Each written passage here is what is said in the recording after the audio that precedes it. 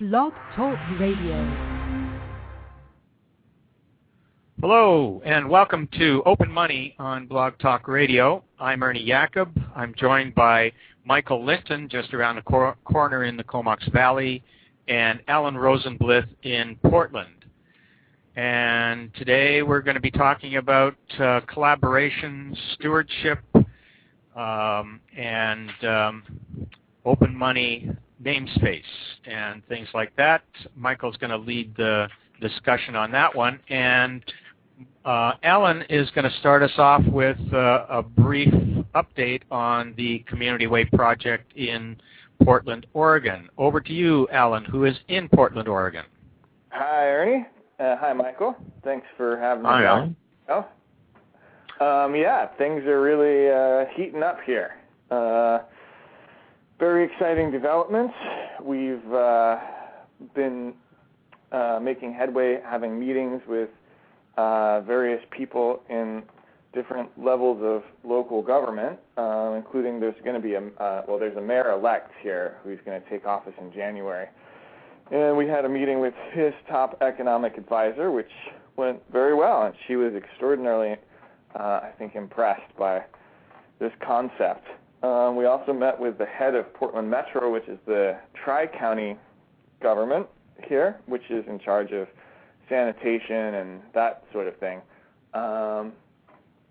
And he was also pretty open to the idea. It took him about 15 minutes. I have a hard time getting people to understand it in less than 15 minutes. But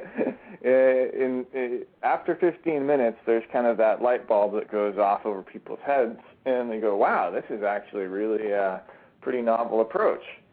And I think there's been, of course, there's lots of other stuff that's been happening. We've been really ratcheting up the marketing here and doing radio shows on KBOO, the local radio station, and getting businesses to sign our declaration of support, which is, just sort of an informal, yes, we support this idea kind of thing. And we've been getting lots of success with that. So, yeah, there seems Speak to us of that success. How far are you doing with that, Alan? Tell us more about the business response. I personally haven't been doing that much of that. That seems to be more of the other members of the crew. And but it seems to be going very well. I mean, we've gotten a variety of businesses, some restaurants, local the wellness center, which offers chiropractic, acupuncture, that kind of thing. Lots of places. And even some luck getting into the nonprofit world as well. Sort of Latino advocacy group and education nonprofit called Educate Ya signed the Declaration of Support, and they even had a project they were interested in funding with this. So, and I was there at that meeting, and they were really open to it, and they want to help us bring Community Way into the Latino community here. So, and I thought that was very important that we have a strong, inclusive language and approach to how we get this thing off the ground. So anyway, so it seems to be going really well. And, I think there's kind of, there seems to be no shortage of businesses. And I mean, that's one of the nice things about Portland is there's just so many small and medium-sized businesses, and it's such a open place for something like this. So we're going to have our big launch party for the whole thing on September 14th. And that's basically when the online component will be mostly ready. Probably won't have all the functionality we're looking to incorporate, but it will at least have the Community Way part. And also that will be a nice public event where we can present this idea and look for people to back the purchase of smart cards and smart card transactors. So, and we're looking to finance that to the tune of something like, well, it depends on how you run the numbers, but somewhere in between $10,000 and $40,000. So, And how can people follow your progress and process, Alan? Well, that's a good question. We've kind of stopped using our name site because I think it was just sort of creating too much divergence. There were some people coming on there talking about gold. This ain't no gold.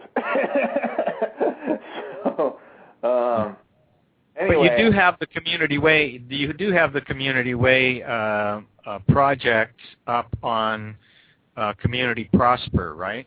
Well, yeah. Well, right now, if you go to communityprosper.org, you'll see a pretty minimal splash page. But there's a little video that we made that explains it, which seems to be helping people a lot because they watch the video before we go and meet with them, and that seems to pave the way.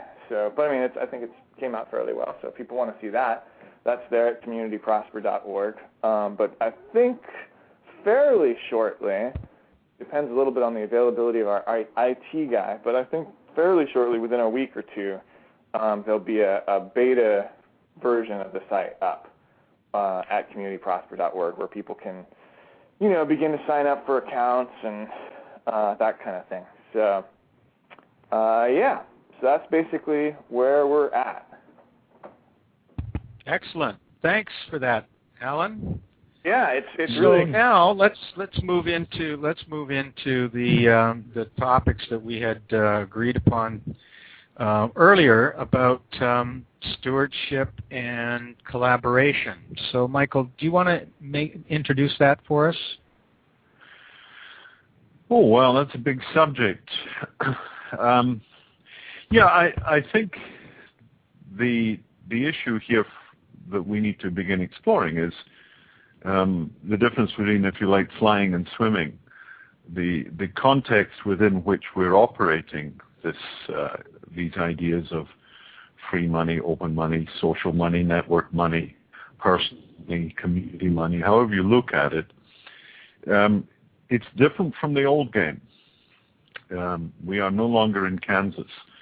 And there are recognitions that we need to incorporate in the way that we approach this to avoid, trying to fly the locomotive, if you like, trying to work in a way which is going to be inconsistent with both the facility of open money and also the philosophy.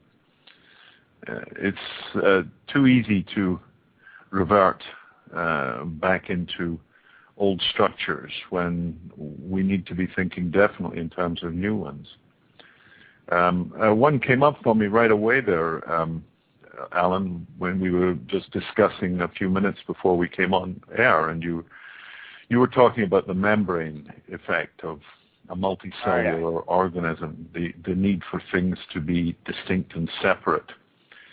And indeed, when we first wrote about the lead systems way back in the early 80s, there was an article I did with Tom Greco, came out of our meeting at the first Bioregional Congress in Kansas City in 1984. And we put an article together that was published in the Whole Earth Review, I think in 85, might have been, I don't remember. Anyway, the article was pretty much the lead definition of lead systems for a long time. And there was one point in it where we described the need for a community to have a sort of a boundary, a cell boundary, so that there was a degree of internal activity that was contained inside the boundary. And we used to talk about boundaries that way. And gradually I came to realize that I'd been mixing the real with the virtual. That yes, in terms of something like a cell, a cell can only be in one place. There can only be one cell in one space, either this one or that one. And that's why in the physical world there are boundaries and distinctions, because you can't be in several places at once. And so we tend to think of the first lead systems as stuff inside a skin, people trading inside a containment area. Well, gradually we came to recognize that it's not inside a containment area, it's inside a network of connectivity.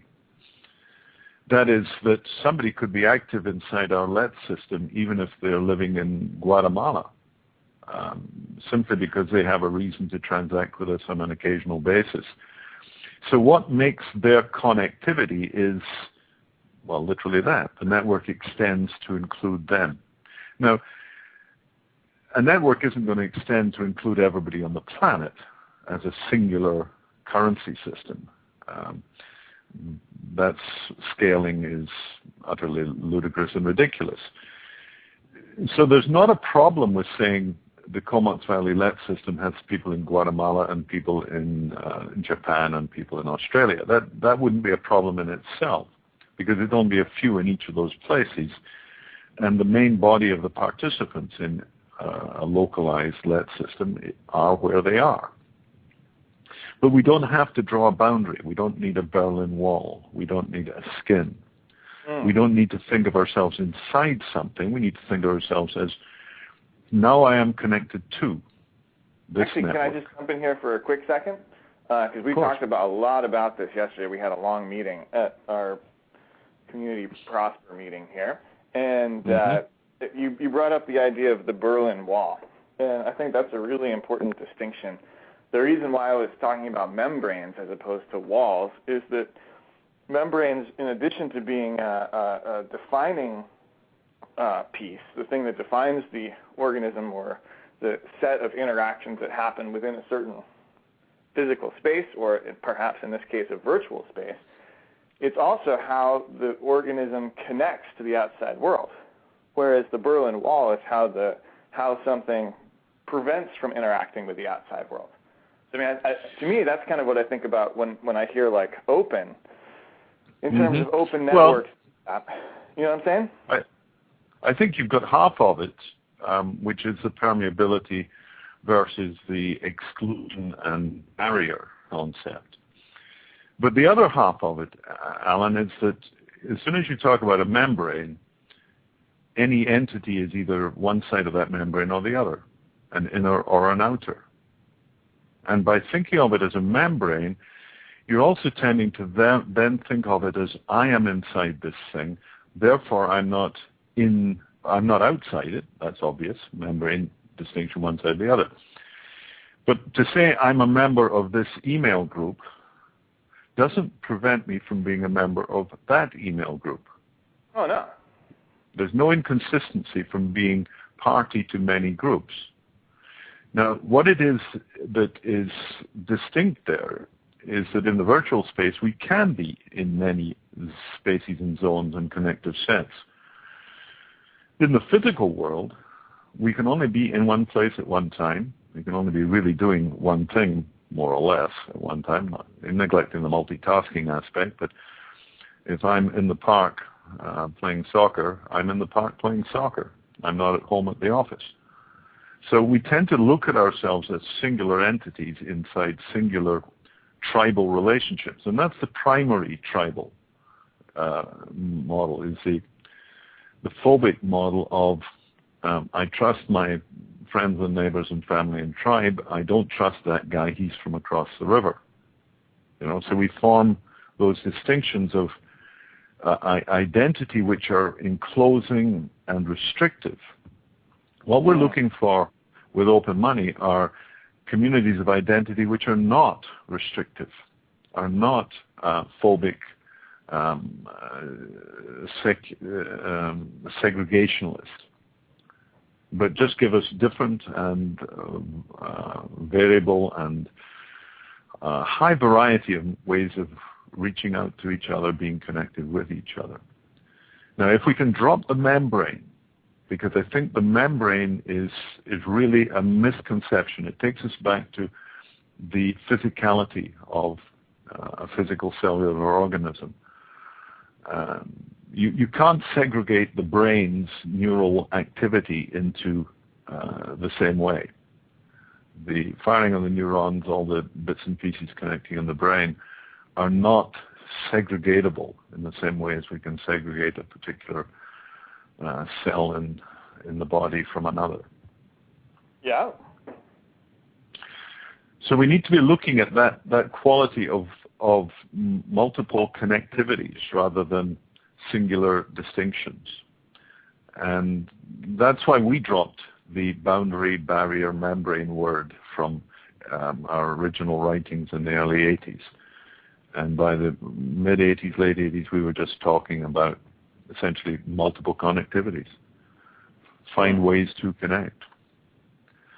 You know, that in itself is a willingness to reach out as a network, not bounded by, oh, you can't join this, you're not the right person. Now, obviously, there will be some. If you're a church world, you don't want dyed-in-the-wool atheists joining in to make your life difficult. If you're a gay organization, you don't want the homophobic people joining in or something. So there are, in particular, some distinctions that would define a tribe. But the idea of tribalism as bounded rather than tribalism as connected is so fundamentally different that it's very valuable to get our heads into the new space rather than just falling back into the old. Okay. Yeah, no, I think that's I definitely understand that distinction that you're making, and I think that's a very important one. So let's talk about the connecting. About the connecting? Yeah. Yeah. Well, I think one of the things about the connecting is we have to look at what it is that we are seeking to connect to. Considering, for instance, an initiative in the open money world, one of the things we were always very keen on right from the beginning was the avoidance of what I call the territorial imperatives of commercial barter networks had demonstrated so many decades. Commercial barter has been operating since the late 60s, I believe, and certainly since the 70s and strongly since the 80s. And the general model is, of course, business for us. So you join my club, you pay me, and my club is an exclusive territory that I manage and farm and serve, and whatever I do, I'm doing it on behalf of that client base. And I'm anxious to build the client base, and I'm anxious to perhaps compete with others who might want to do the same thing in the same region, because both of us, all of us independently, are worried about cash flows, worried about continuity, staffing, reputations, all these things. So there's a very strong tendency for us to pull back into doing it within boxes. Now, there are reasons for boxes. People need organizational frames to put themselves together. Does this mean that open money needs the same organizational frame? Well, our argument is that absolutely it does not. In fact, it must not fall into structuring itself. Now, this is not to say that there can't be entirely structured organizations participating. Obviously, at the user level, we don't go to a corporation, a company, a big one, a small one, and say, you can only participate in community currencies if you behave this way or believe that. We can't tell Coca-Cola or Microsoft or the mom-and-pop grocery store how to manage their affairs. We can show them what the open money allows and invite them to use it in their way, but we can't tell them who they are and what they're about. And that, I think, must be recognized to apply to the entire development network for community currencies as well. That is to say that the context for open money is global. Physically, it is global. It stretches to anybody who has internet connectivity, either at first party or second part. That is, if your neighbor has connectivity, you can be part of the open money network. If there's somebody in your village that has a cell phone that has the capacity to carry traffic then perhaps most of your village can be part of the network through that one cell phone. So we're looking at a very, very wide world. And the issue is not, is that world defined by the initial entities that are creating it? It's rather the opposite. In fact, it's entirely the opposite. That world is defined by its own logic, its own form and function. The development organizations have to be compatible with that, rather than that they have to be defining it. This was our remark. Alan, you're working on the internal bylaws of the organization you're putting together in Portland at the moment. And I think the discussion about such bylaws and internal policies of such organizations needs to reflect their compatibility with a wider issue, rather than supposing that because this is an emergent issue, the initial organizations are defining it in some sense. I wonder if I'm making that distinction clear. Yeah, no, I know. I mean, basically, you're saying we got to get off on the right foot.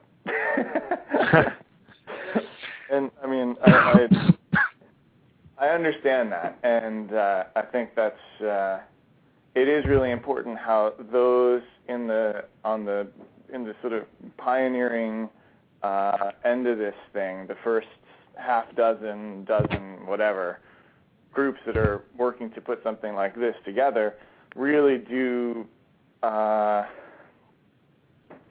make that they don't wind up accidentally repeating old paradigm behavior. And I think that's really important. I think one of the things that we're dealing with that's kind of tricky, though, is that while we are talking about a new paradigm of connectivity, like you were talking about, rather than bounded tribalism, I think at the same time that we're talking about that, all of these initiatives have touch points with the old paradigm. And the most obvious touch point is with the participants themselves, but then less obvious touch points are with the people who, what you would describe as the Open Money Development Group, or the Community Currency Service. Those organizations, it has to be designed to interface somehow with what's already there. And I think that's kind of maybe where some of the practical consideration for all of this is kind of getting where we're, I don't want to say struggling, but where we're trying very hard to fit these new paradigm behaviors and patterns in such a way that we get off on the right foot, like what you're talking about, but that we can also interface with and have functional touch points with what's already existing. Does that make sense? Yes, very much. I've used the analogy on this one that if you go to the river for a bucket of water, it's fairly straightforward. You have a bucket of water and a rope, and you dangle the bucket in and fill it and walk away again. But you don't go to Niagara Falls in quite the same way, because the bucket is liable to rip your arm off and carry you over as well. Another analogy might be that you need some power for your radio or your flashlight or something, so you throw a wire over a high-tension cable. The connectivity may be a bit more than you want, and that the management of the energy that's available, the energy that's to be opened and realized for these processes, we have to look at what it's going to be rather than what we fear it might only be. Yeah. Now, most of our structural organizations are asset retention and management systems, the corporation, the limited liability companies, nonprofits, they're incorporated to provide protection to sort of common energies and initiatives, so that if 10, 15 people put something together, it could be a building, it could be a project, it could be a movie, it could be an open money development issue. If they put something together, they of course want to be supported, recompensed. They don't want to see their efforts evaporate, ripped off. They put in the work, nobody acknowledges them in some way. That would of course be counter to effectiveness. But the need to make that viability, that feedback that supports the process, must step outside the belief that there is a shortage of money here. I know there is nothing going on in Portland yet, or in any other parts of the world, that reflects the viability of an open money model. Many things we can point to. The barter industry turning over $30 billion a year and realizing three or 4 billion in revenues and expenses in that process. That's a significant indicator that businesses are willing to participate in turnaround monies. But it's still, they're working in scarcity because they're fighting with each other for limited markets and high costs. We're, from open money, coming at it in a very, very different way. And none of the barriers that make their life difficult need be a problem for us. And in fact, my feeling is my conviction is that we need to be ready for a huge rush of input and result. That something that starts with 1 or 2 businesses, goes to 10, goes to 100, could go to 1,000 a few weeks later. Right. Now, the accommodation of that sort of a surge of power is, well, it's like putting 200,000 volts through your flashlight. It can burn it out a bit, you know. So you've got to be ready for the flow. In sailing analogy, you can be pottering around the harbor with your sails up, and as soon as you come outside the harbor around the headland, you get hit with the 30-knot wind, and the mast gets ripped out, and your boat gets sunk.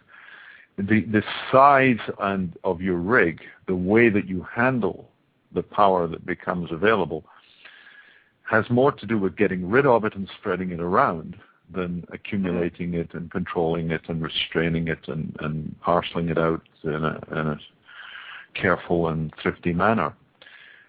That community way has been published as a wildfire initiative. That was Noah, Catherine, and John came up with that name. It's realistic. When you get this thing going, it'll go like a wildfire. It'll take off beyond you. And the urgent consideration is to have a compatibility with expanding the process of engagement, with including more and more protagonists, advocates. You know, it's like you start something going. Suppose it's an ice cream factory on the corner, and it looks like it's making a profit. Your greatest fear is that somebody sets up another one on the other side of the street, or that everybody sees, you're making money, damn, I'm in here too. And in the normal world, that's a realistic anxiety, very realistic. We're all competing inside a small space for a limited amount of something. Well, the purpose of the community way model is to demonstrate to people how abundant community currencies are, that there isn't the same limitation in that world that there is in our scarce currency model. So that when somebody wants to start a development organization on the other side of the street to the one that you've already got going, the proper reaction is, hooray, great. Yeah, and who else can you get to do it? You see, so looking not for 2, 3, 5 organizations in town that are playing with this, but looking ultimately for, 10, 20, a few hundred people at the peak who will be able to say, I did my bit, I was part of the push that rolled this log off the beach and into the water. Yeah. There's another useless analogy, but maybe it's more hands, the better. Many hands make light work, and the manier we can get, the better we are. So extensible organization rather than restrictive organization is the key to the proper stewardship of this model. Yeah, no, total agreement there. Mm-hmm. I mean, and I think it does, perhaps I've been embracing the shadow a little bit here when I'm often reminded of that film, There Will Be Blood. And I sometimes in my wilder descriptions of what this whole process has to offer, I kind of compare it to the wildcat days of oil searching, because I mean, there's this gunk that's seeping out of the ground, and that's kind of a bother. It's ruining the crops. What are we going to do with that? Yeah. And and it took a certain visionary quality to turn that into, a massive global warming problem. But but I think there's something to be learned, or at least considered, that we are sitting on a massive untapped resource here, and we don't want to become another Standard Oil. That's not appropriate, and it's not consistent with what we're doing. And the resource would evaporate anyway very quickly if we were trying to become Standard Oil here. So that's I totally agree. Well, I think the organization would evaporate. The resources would not. There's another consideration around this. If you're Standard Oil and trying to create a territory, a dynasty or something, then it's got to work. If it fails, then you failed. But there's still oil produced, even if it wasn't Standard Oil that was producing it. And the same thing applies here. Open money development initiatives are very speculative. They only exist at the consent of the users of the system, who think that whatever development is happening in their region is being performed appropriately and effectively, so they continue to support that development with the allocation of what we call contribution to development, the small-scale cycle, a couple of hundred community dollars when a business joins a community, a couple of hundred community dollars to charity, and maybe 20 to the regional development. Now that's a small drip that drips on, and there's a lot of it. And sure, we've got to be skeptical, or at least open to the possibility that that's not going to work at all. But that doesn't mean that opening in that way and failing to make the development model stick would dry up the oil patch. If anything, it's the other way around. If our organizational ideas fail to hold together under the pressure, it's because the pressure itself is so substantial that it's taken off and taken over. And that maybe Citibank and Microsoft are now running community currencies. Don't mind if they do myself, provided they do it in the basic platforms we're proposing, which are everybody gets to create, everybody gets to participate. And frankly, if they didn't offer that, then somebody else would. Google might, you see. So I don't think we have to be afraid that our development model may not work. I think we have to be afraid, perhaps, or we have to be concerned that the lack of a development model could leave us walking around this oil smear on the ground looking at it for 10 years more. Now is the time to drill. Now is the time to get on with the job. But I take the old line from that other cowboy movie, Butch Cassidy and the Sundance Kid, a little before your time, Alan, I know, but for Ernie and I, it's seminal material. They're stuck on a ledge and they're about to be hitting the crossfire of the people that are chasing them, so they've got to jump down into the chasm and the torrent that's running through it. And Sundance is reluctant to jump. And Cassidy says, why? And he says, I can't swim. And Cassidy says, don't worry, the fall is going to kill you anyway. Now, we're in the same situation now. We've got to get off the ledge. We've got to move this thing. And concerns about, I don't know if this is going to work, or this might fall over. Well, they're sort of secondary. When the house is on fire, the first thing is, get the hell out of it. Move.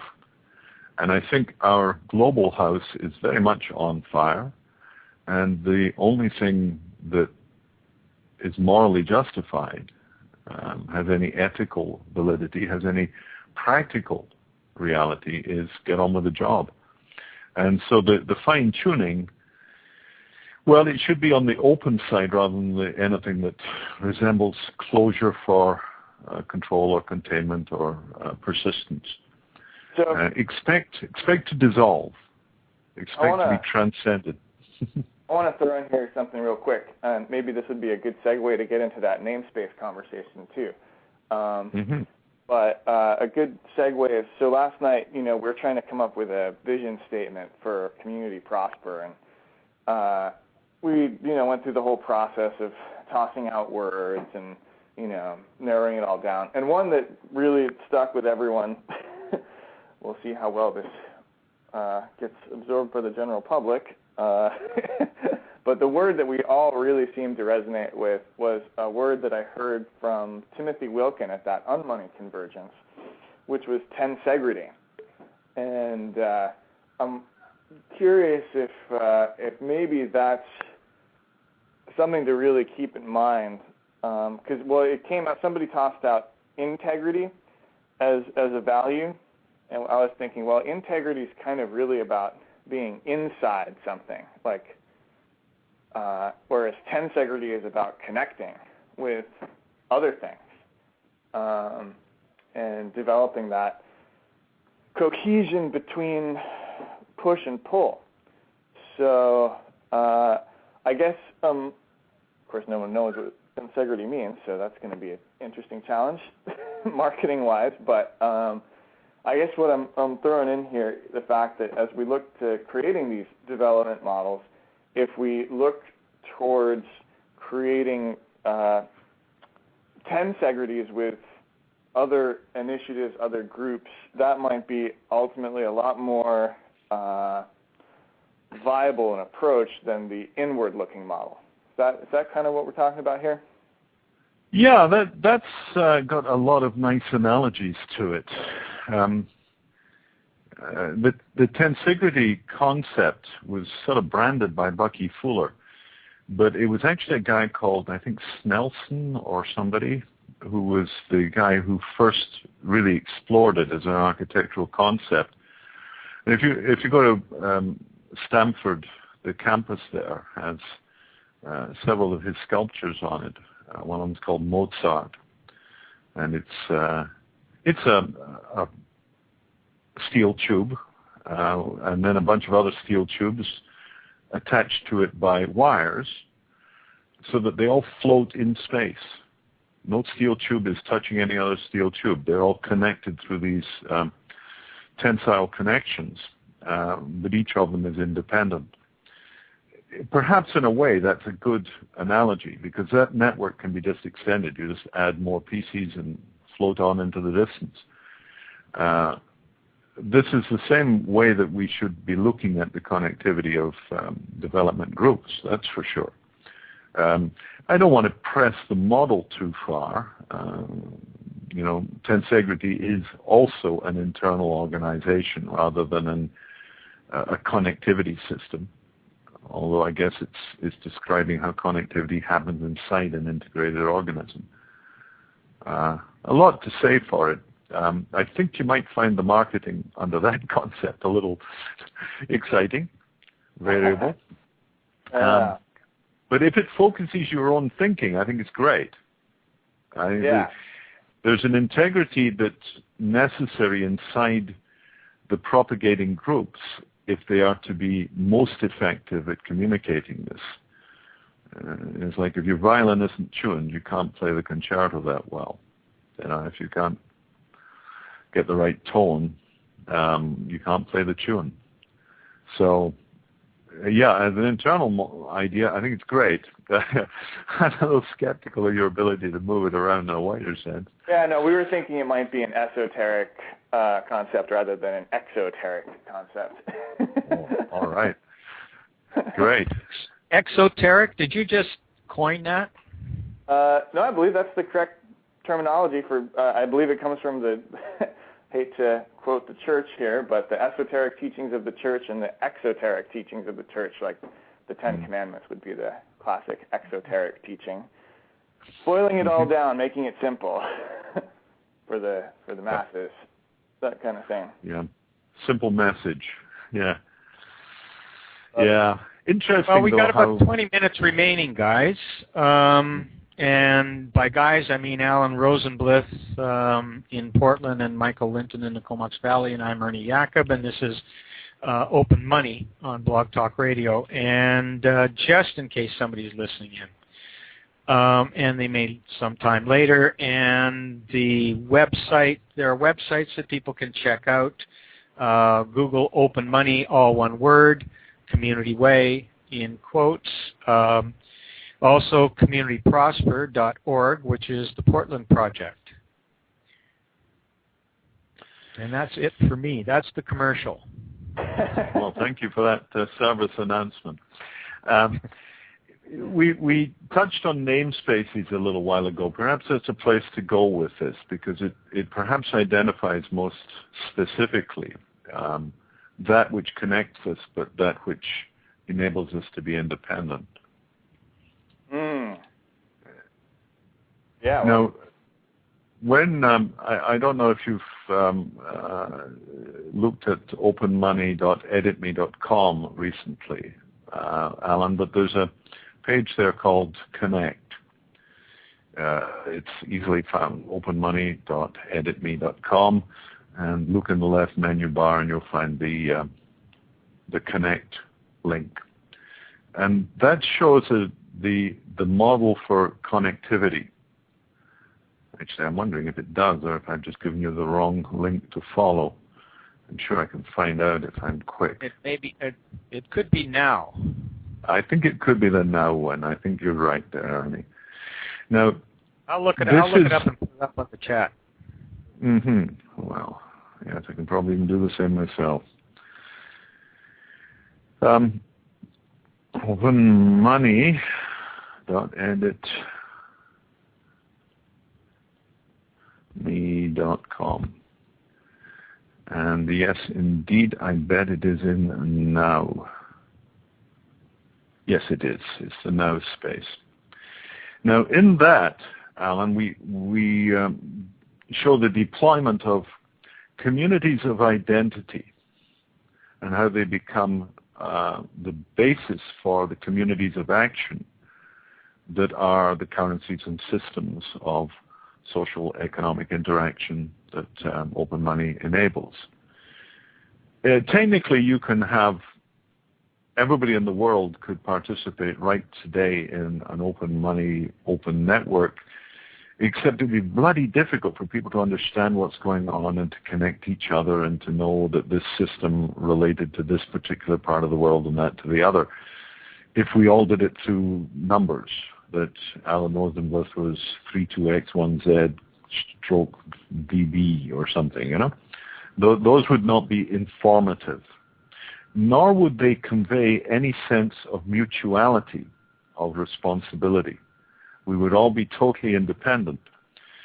Now, the nature of a community money world is that we are not independent. We are highly interdependent. There is no such thing as a community currency for one person or one entity or one business. It's a nonsense idea.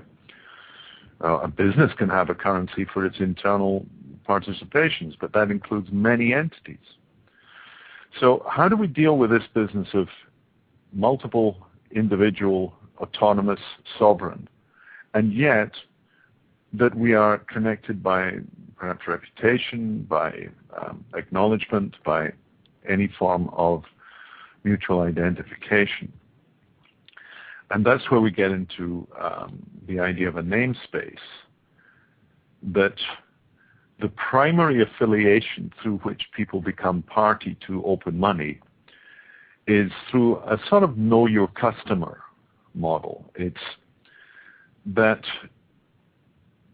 people need to be identifiable as authentic individuals in the world, authentic businesses in the world, through a sort of a form of group confirmation. In some of the early days of online security and identification, they talked about, I've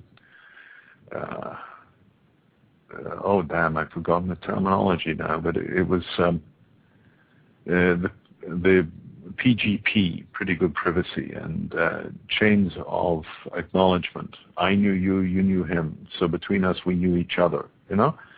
So who stands for whom? Now in the Comox Valley, if I want to be MWL in the Comox Valley, my initials, not a bad ID, and Ernie wants to be EY or EYAC or something, the names that we want to have are only real if other people in that community say, yeah, that's your name, I recognize you by that name. So the name that we would assume or declare or claim or self-ascribe only carries weight, only has currency if others also say, yep, that's your name. So our primary affiliation inside a community currency model is who are you? Not what do you do, not what is your activity. That's a currency in itself. I trade with you, he trades with him, she trades with her, you know. That's interaction, and that's a secondary level. That's the community of action. The first level is the community of identity. So starting any initiative, such as your Community Prosper or whatever, what you're essentially doing is you're providing people with names. Those names are associated initially with one currency, the Community Way currency of Portland. But what you're giving them is a name inside Portland or inside Community Prosper Portland, so that they are identifiable in the same way that an email address identifies you as a user of this particular ISP or server. So that's where we start, is by giving ourselves names and recognizing them in some sort of a common process. Okay. Now, how does that to be organized? How is that to be managed? Hierarchically, the usual model is there is an owner or a boss or management, and it says who is in and who is not. And the management is a distinct level from the users. Inside an open money namespace, our proposition is that the namespace, say Portland, exists within the namespace Oregon, within the namespace US, within the namespace of the planet, because other organizations, other national networks recognize the US. Within the US, other regional organizations recognize Oregon. Within Oregon, other city level or regional spaces recognize Portland. Within Portland, different ISPs, CSPs, community currency service providers, recognize each other and Community Prosper. Within Community Prosper, the individuals and the businesses that have taken names under Community Prosper recognize each other. But the management of that recognition, the choice of who is in and who is rejected, because rejection is an utterly critical part of maintenance. If you cannot exclude, you cannot include. Yeah. Inclusion is not just a one-way process. It's got to be a selective thing. So we've got to have the ability to say, these are the in-persons in our network. These are the people that recognize each other, and the autonomy of that namespace is defined by them. And if they say we don't want this person because they're,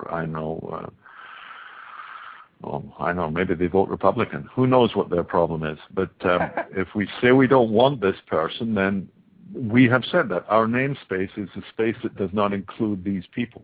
Who said that? We said that.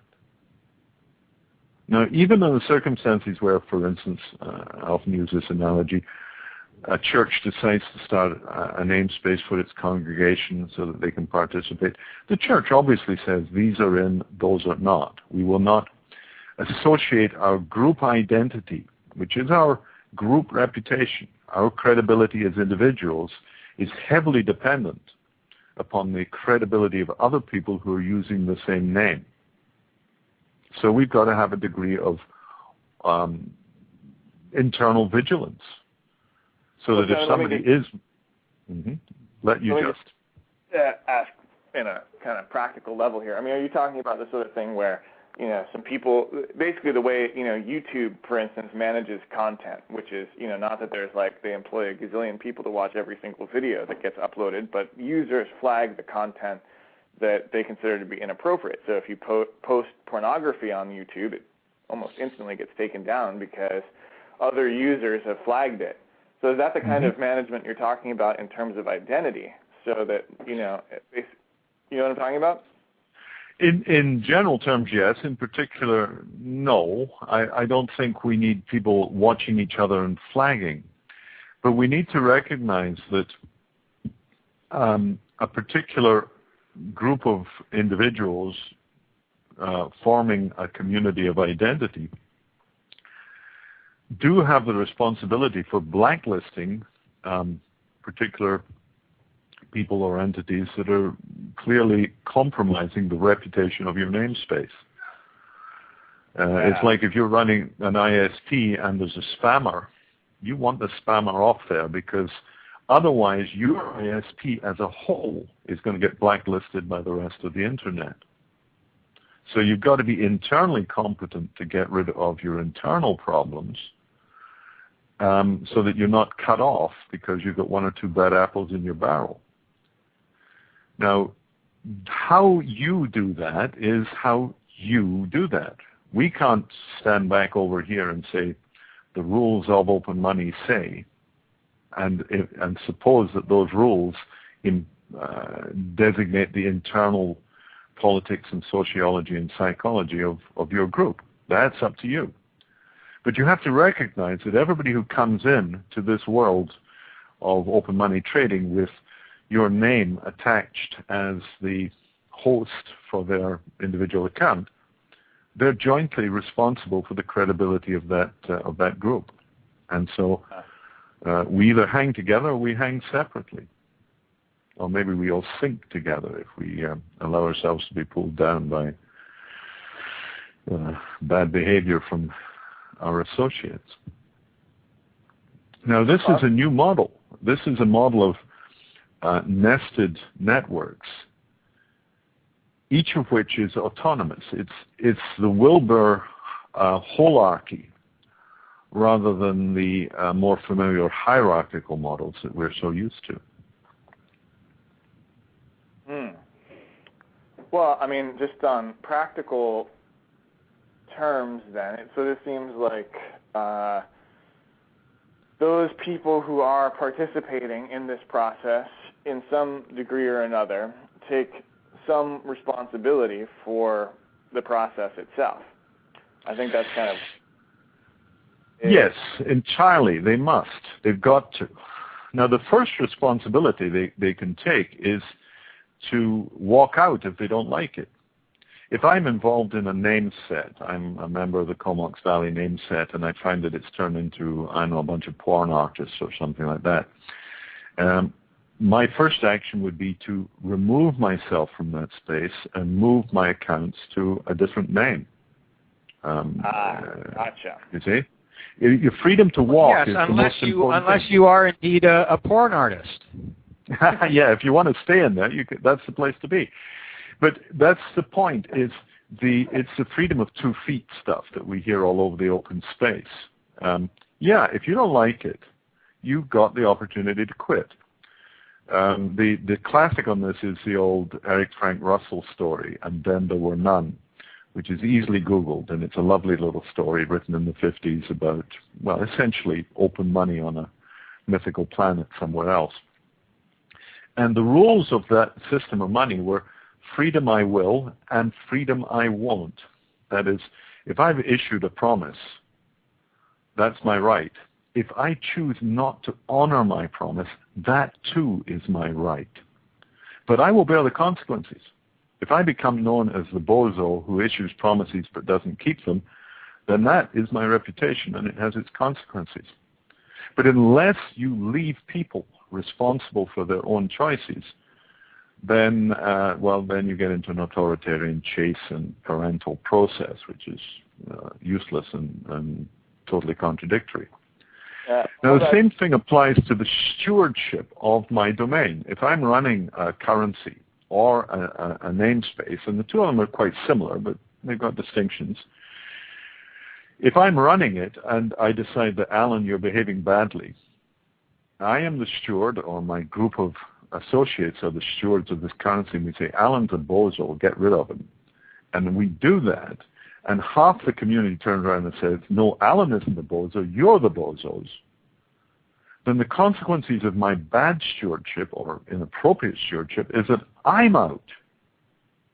That the community that I was farming and mothering and loving and whatever I'm doing suddenly says, sorry, Michael, you're just too much of a crazy. We're going over there to operate with somebody less nonsensical. You know? We must be responsible for our actions. Otherwise, who is in charge? So the right of stewardship means that you do have control. You control the black list and the white list of participation in your namespace, your currency, in your development world. You decide, we like these guys, we like those guys, we don't like that one. He's an idiot. Yeah? And speaking of control, time is running. Yeah. So you live and die by those premises. If you don't recognize that you are making up the world as you go, and if you don't make it up right, you make it up wrong, and there will be consequences both ways, then we're living in dreamland. We want to live in a form of dreamland, a form of creative intent. But unless we truly appreciate the parameters of that, we can be more a problem than a solution. Which God, I was right. The last thing I'll say here is that we didn't just use the word tensegrity in our vision statement. We applied the phrase that we came up with was tensegral creativity. Wow. Which was groovy. So in other words, that's totally groovy. That's totally groovy, Alan. We got 1 minute remaining. Did your group talk about holarchies at all? Oh yeah, we've been hammering away at that one too. You did the holarchy thing? Well, you've covered the ground then. That's terrific. Okay, so that's it, guys. Thanks, Alan in Portland and Michael in Courtney. I'm Ernie Jacob. This is Open Money. We'll be back with more on this topic, I would think. It's a big one, eh? Oh, yeah. It is the only topic. It's us as individuals and us as a world. Yeah. We as us. We as us. Okay. And I was doing some typing while you guys were talking, so I think I'm going to work this up and get it up somewhere as a Google Doc. Well, the transcript. That could be our byline. Let's get it up. Okay. Let's get it up. Good one, Michael. Thank you. Okay, so anyway, thanks again, guys. Yeah, thank you. Always a pleasure. Mm-hmm. Tune in again. Conversation. Okay. Bye, guys. Well, that's it. Goodbye, guys. Bye.